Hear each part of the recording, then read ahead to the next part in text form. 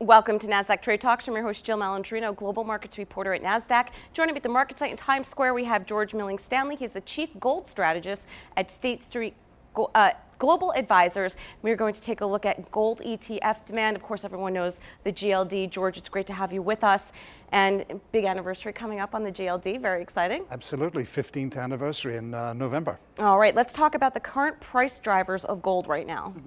I think that Jerome Powell should get a lot of the credit because he'd promised that markets would get a cut in interest rates. He said this in June when the FOMC didn't act on rates, but he did then cut rates in July. So that was obviously very important. I think lower rates reduce the opportunity cost of holding gold, right? But there were a lot of other things that are happening as well. So irrespective of what the Fed does with interest rates in the near future, I think gold still has some serious upward momentum behind it. There are various developments going on in the supply-demand balance, especially in the emerging markets, strong investment buying, strong central bank buying throughout the emerging world. And if you look at the rest of the world, we're probably in an unprecedented state of concern, if not anxiety, both macroeconomically and geopolitically. When you think of all that's wrong with the world right now, then gold is a really good place for a lot of people to be. And demand for investors, they're looking to make a play in gold for sure. Yeah, I think it's not so much a play in the sense of a tactical play, although those opportunities are clearly there with the price having gone up $200 in just a couple of months.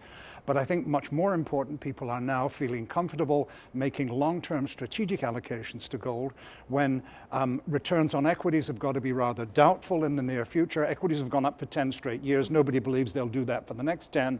And if you look at the bond market, what do you see? Negative yields everywhere you look.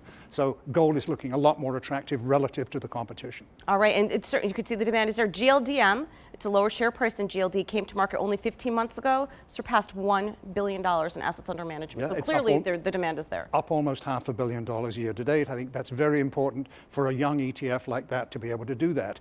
And then if you look at the 800-pound gorilla, which is GLD, celebrating its 15th anniversary soon, that's now a $45 billion ETF, $45 billion worth of shares outstanding, $45 billion worth of gold in the vault, no cash, no derivatives, so no tracking error. That's up almost $7 billion year to date. The fact that the two are growing means that we got it right, that there is a market for both kinds, the no-frills kind like GLDM or the very high liquidity vehicle like GLD. Now, how much should investors be allocating towards gold investments within their portfolios?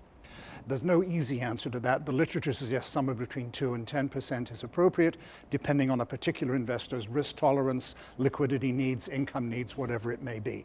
A lot of people are comfortable with 5. Increasingly, in the last few months, I've been meeting financial advisors who have between 5 and 10% across all of their portfolios, not just aggressive portfolios, but across all of their portfolios. That, to me, is a very interesting sign, and I think that's very supportive of where the price is today. To wrap up, why would you pick GLD or GLDM over other gold investment products? Simply because they're better. There's no question in my mind that the SPDR name behind them, in partnership with the World Gold Council, who really know their stuff when it comes to gold, that partnership has been really successful. That's why GLD is easily the biggest and most liquid gold ETF out there, and why GLDM is also a very liquid vehicle and is easily the leader among the lower cost, lower expense ratio ETFs. They're just the best products you can buy. All right, George, thanks so much for joining us at MarketSite. And thank you for joining me on Trade Talks. I'm Jill Malandrino, global markets reporter at Nasdaq.